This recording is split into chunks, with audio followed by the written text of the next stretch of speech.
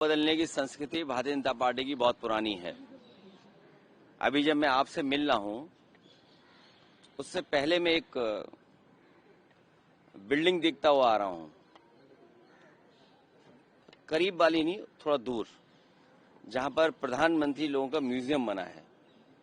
दुनिया में ऐसा कहीं नहीं होता होगा कि दीवार के आगे दीवार, गेट के आगे गेट बना दे कोई।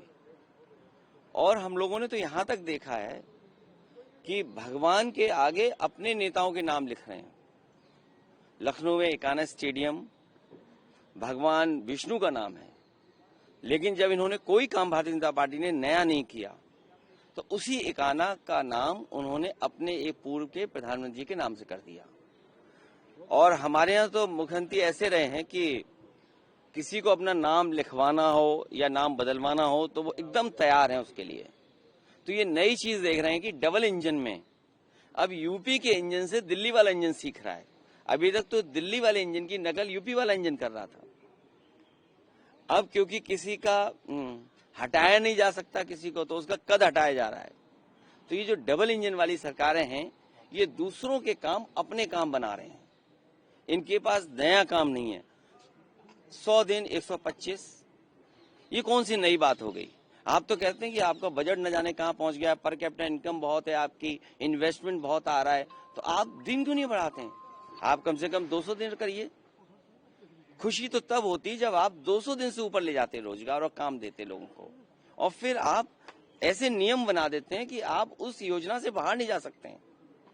तो उसके नियम ऐसे हों, अगर नया नाम दे रहे हैं आप, दूसरे का काम अपना काम बना रहे हैं, तो आपको नियम भी ऐसे बदलने चाहिए जिससे सहूलियत हो, स्टेट गवर्नमेंट्स को थोड़ा आजादी हो उसमें बजट को इस्तेमाल करने में। नहीं, इतनी पाबंदियां लगा देंगे आप कि आप बजट ही नहीं खर्च कर पाएंगे।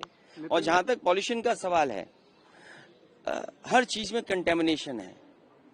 और मैंने तमाम वो होर्डिंग देखे जिसमें ये कहा कि अगर कोई मिलावट करेगा तो उसकी तस्वीर लगाई जाएगी। तो ये मिलावट में घोटाला करते हैं इनके लोग।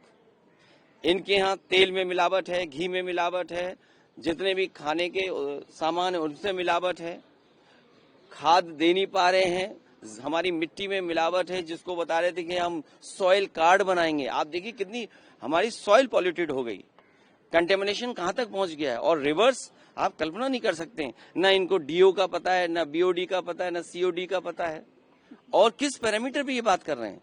आप देखिए हमारी नदियां, यमुना देखिए आप, उसमें पूरा क्या बह रहा है।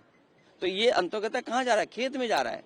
कई बार स्टोरीज बहुत सारे चैनल इस बात की करते हैं कि जहां पर यमुना का पानी खेती में जा रहा है या हिंडन का पानी खेतों में जा रहा है, उसमें कैंसर की बीमारी आ रही है, लोग बीमार हो रहे हैं, लोगों को तरह तरह की स्किन की बीमारी आ रही है, आईज की बीमारी है, देख नहीं सकते हैं, बाल गिरे जा रहे हैं।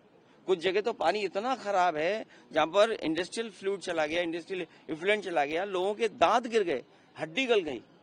तो ये जो शिकायतें आ रही हैं, और फिर एयर क्वालिटी क्या है आपकी? आप पैरामीटर बदल देंगे तो कहेंगे एयर क्वालिटी बेहतर है। ये कौन सी नई चीज है? आप एयर क्वालिटी को बेहतर कैसे करेंगे?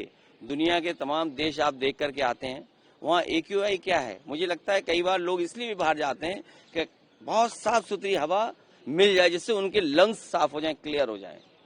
तो कहीं ऐसा तो नहीं कि बीजेपी के लोग बहुत ट्रेवल इसलिए ज्यादा बाहर कर रहे हो कि जिससे एयर क्लियर मिल जाए, उन्हें एयर साफ मिले तो उनके फेफड़े साफ हो जाएं। आप सोचिए हम कहाँ रह रहे हैं।